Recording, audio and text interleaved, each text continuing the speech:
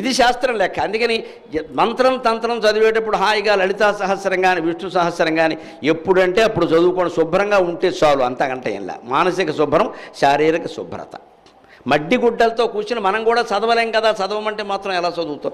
దాంతోనే ఒక్కటేమిటంటే లెక్క మీకు జ్ఞానం కలగాలి అంటే చదివి ఆపేయకండి. సెంటిమెంట్లు చుట్టుకుంటాయి, పూర్తి అవ్వలేదు ఏమవుతుందో, 3 సార్లు చదవలేదు ఏమవుతుందో. అమ్మవారు కక్షలమారి కాదమ్మా, అమ్మవారు దయామయ్యి. నువ్వు మధ్యలో ఆపేసినా ఆవిడేం అందం, 3 సార్లు చదవకపోయినా ఆవిడేం అందం. ఈ చదవడం పూర్తి అవ్వడం ముఖ్యం కాదండి. చదవడం అవగానే 10 నామాలకు అర్థం తెలుసుకుని అప్పుడు ముయ్యండి. ఏడాది తర్వాత మీకు అందరికీ ఎంత జ్ఞానం కలుగుతుందో మీరే చూడండి అమ్మా. నేను నా ప్రవచనాలు మీ కాళ్ళ మీద మీరు నిలబడడం కోసం చెబుతున్నా, నా కాళ్ళ మీద పడ్డం కోసం కాదండి. దయచేసి గ్రహించండి, దయచేసి గ్రహించండి. మీ అంతటి మీరు బాగుండాలి, మీ అంతటి మీరు బాగుండాలి. నా వల్ల బాగుండడం కాదమ్మా, మీ అంతటి మీరు బాగుండాలి. మీరు నేర్చుకోండి, మీరు చదవండి హాయిగా. ఏమి